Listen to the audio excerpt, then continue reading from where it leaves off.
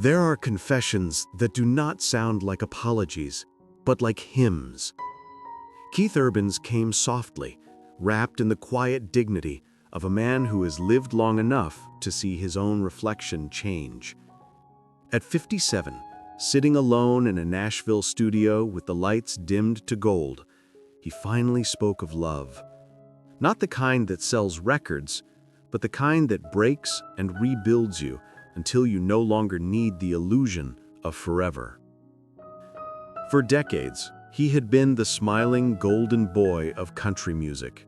Blue eyes, leather boots, a voice that made pain sound romantic.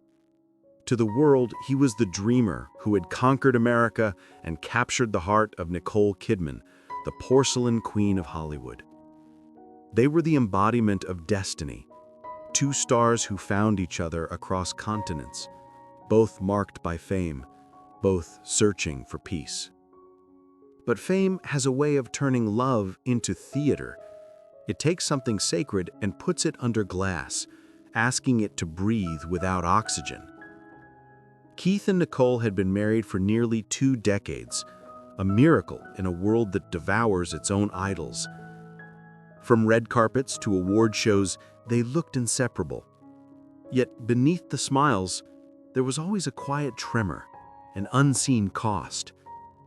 Every note he sang on stage carried the weight of nights spent apart.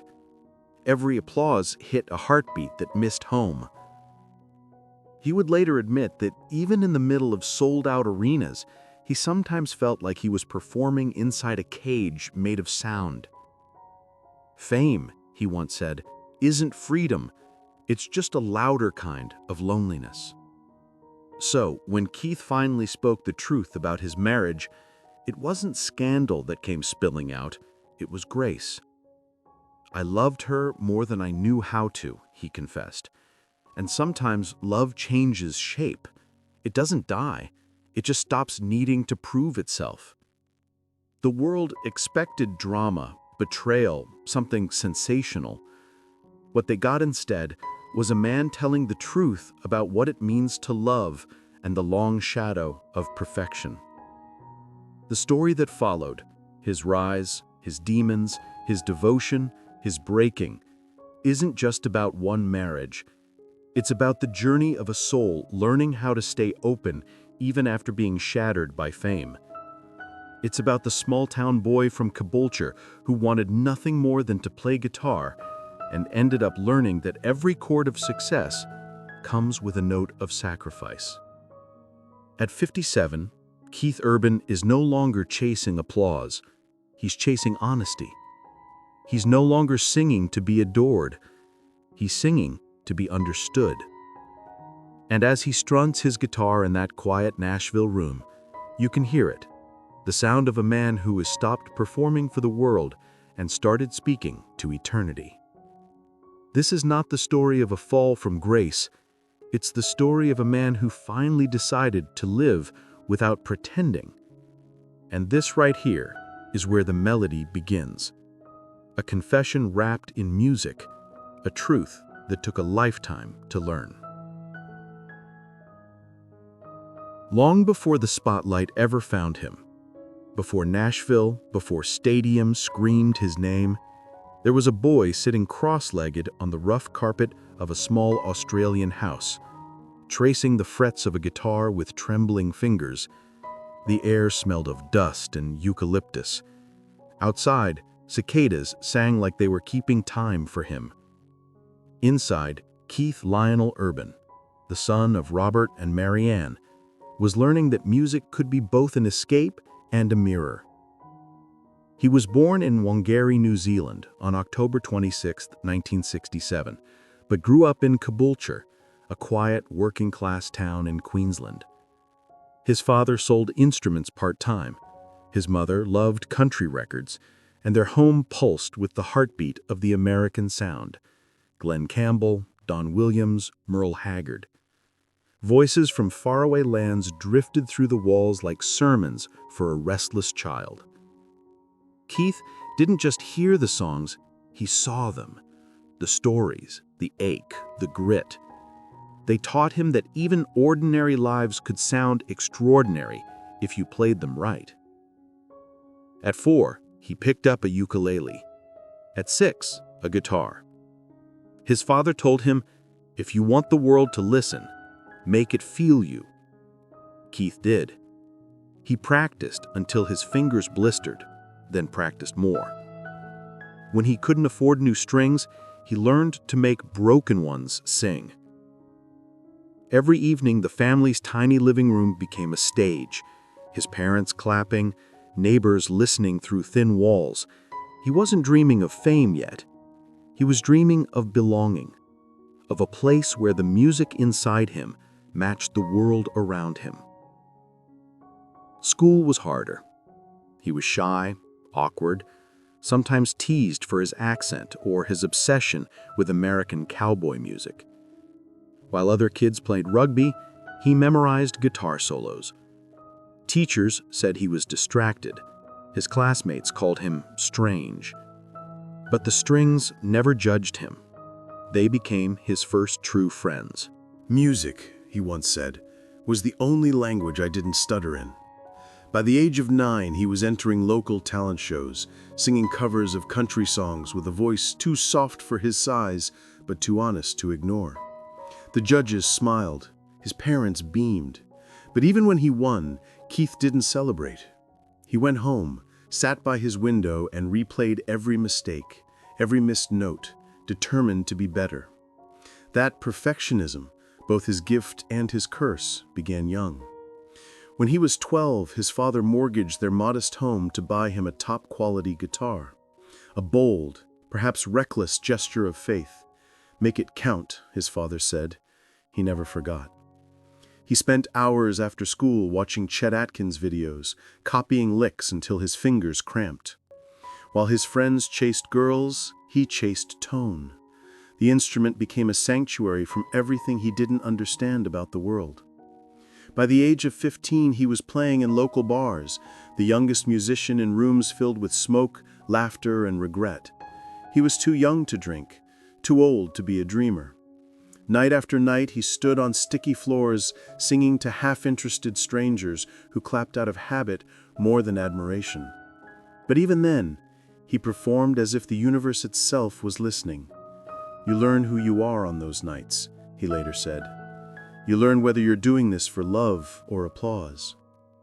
It was in those dark pubs that he found the first fragments of himself, the poet hidden inside the performer.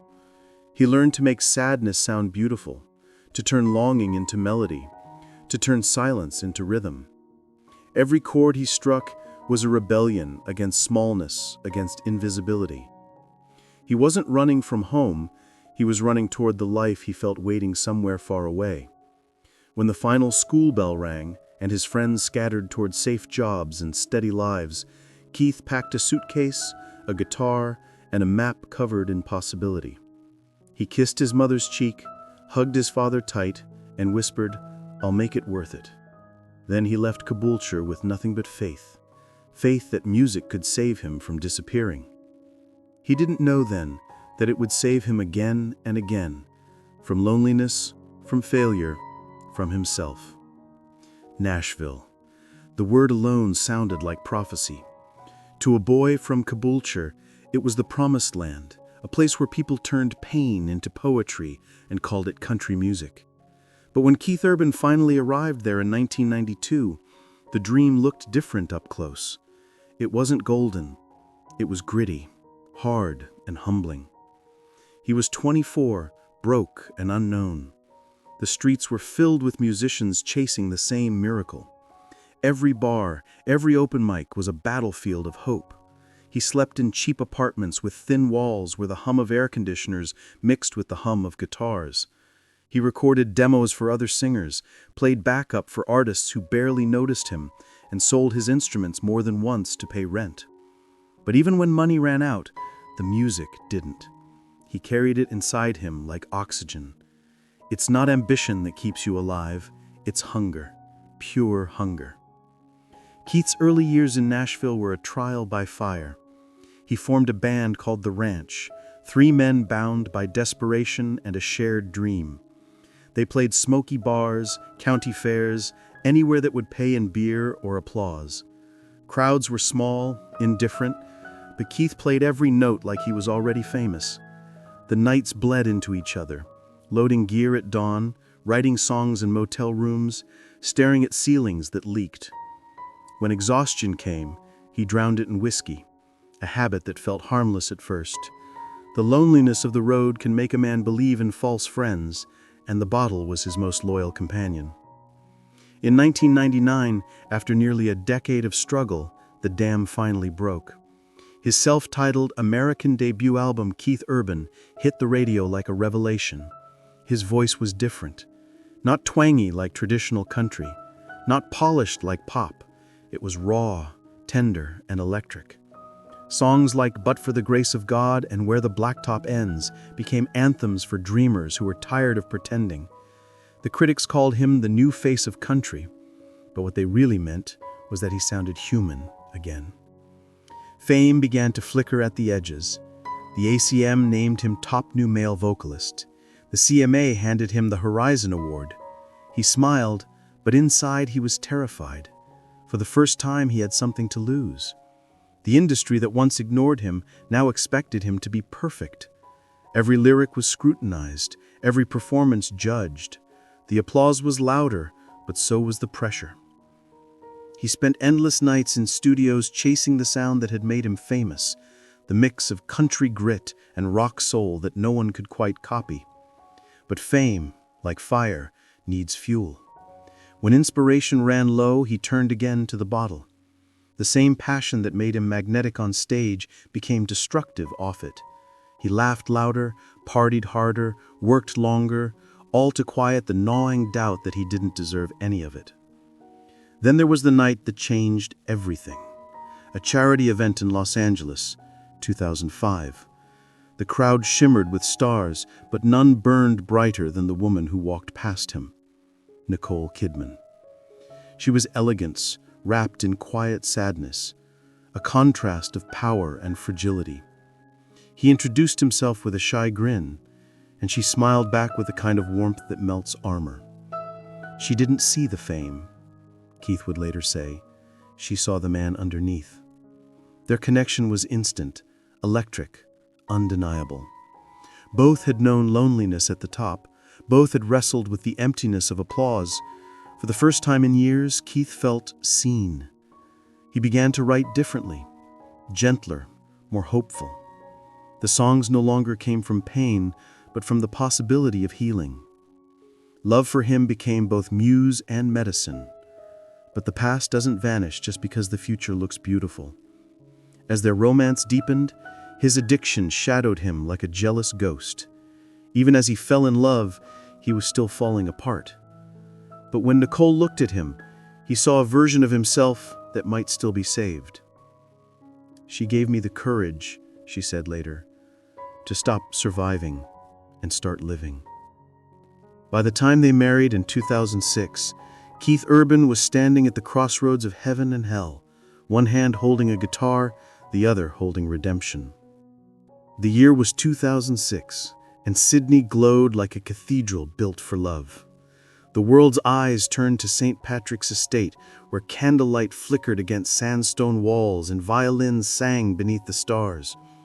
Keith Urban waited at the altar, hands trembling, heart thundering, as Nicole Kidman, radiant in lace, her face alight with quiet faith, walked down the aisle. Their wedding wasn't just a union. It was a prayer answered. Two souls battered by fame and healed by tenderness were finally home. When he kissed her, it felt less like a ceremony and more like absolution. In the years that followed, life seemed to unfold like a song written in a major key. Keith's album Love, Pain, and the Whole Crazy Thing dropped like a heartbeat in perfect time. Critics called it his masterpiece, a blend of confession and triumph. His songs weren't just hits, they were stories stitched from scars. Stupid Boy, You Look Good in My Shirt, Once in a Lifetime. Every lyric felt like a man trying to make peace with himself. On stage, he became unstoppable, the kind of performer who made every crowd feel like a congregation. The world saw the charm, the energy, the swagger. What they didn't see were the prayers whispered backstage before every show, the tremors in his hands, the constant battle to stay steady. Nicole's career, too, soared into a different stratosphere. Her performances in Moulin Rouge, The Hours, Australia, and Rabbit Hole painted her as Hollywood's porcelain storm, fragile yet fierce. But beneath the glamour, she was grounded in something real. In Nashville, she found peace. She found him. Their home was filled with music, laughter, and the rhythm of family. On Sundays, she'd sit barefoot on the porch while Keith strummed his guitar, their daughters, Sunday Rose and Faith Margaret, dancing in the grass. They were no longer just stars. They were parents, partners, pilgrims of ordinary joy.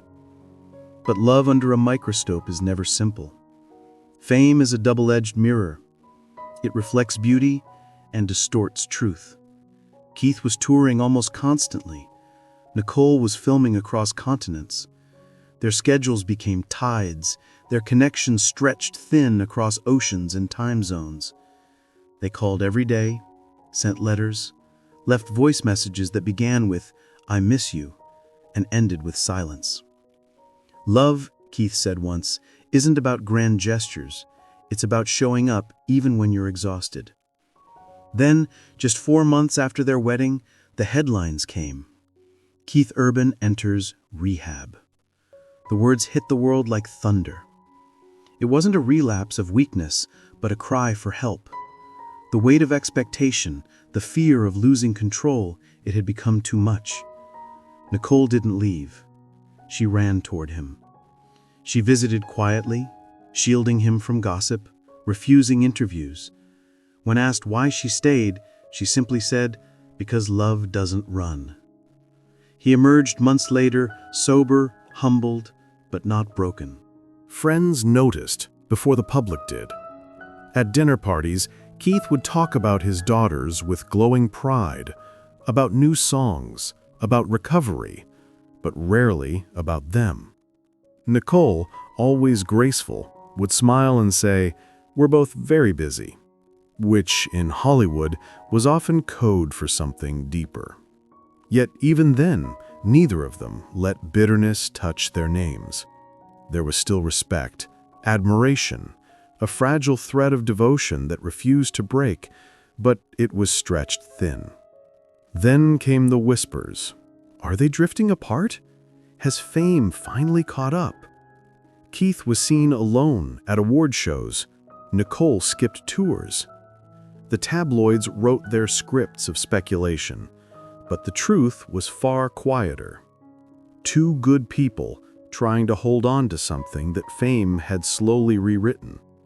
"Marriage isn't a promise that time will never change you," Keith said once in a reflective interview. "It's the hope that you'll keep changing together." But change, as they had learned, doesn't always follow the same rhythm. Keith found solace in music, not the loud, fiery anthems of youth, but in stripped-down acoustic sessions, songs of stillness and surrender. His lyrics turned confessional again. We were, parallel line, everybody hurts. They weren't commercial, they were cathartic. Nicole, meanwhile, dove deeper into her craft, losing herself in characters that mirrored her own introspection. Her performance in Big Little Lies, raw, haunted, painfully human, felt like art imitating life. In the quiet corners of their world, both began to realize that love doesn't always die with thunder. Sometimes it simply exhales. The same intensity that had drawn them together, that wild, consuming spark, had mellowed into something gentler, more distant. They weren't enemies. They weren't even estranged. They were simply evolving into separate selves. Keith, now in his mid-50s, spoke more often about acceptance than romance. He said, "Love changes, and when it does, you have two choices.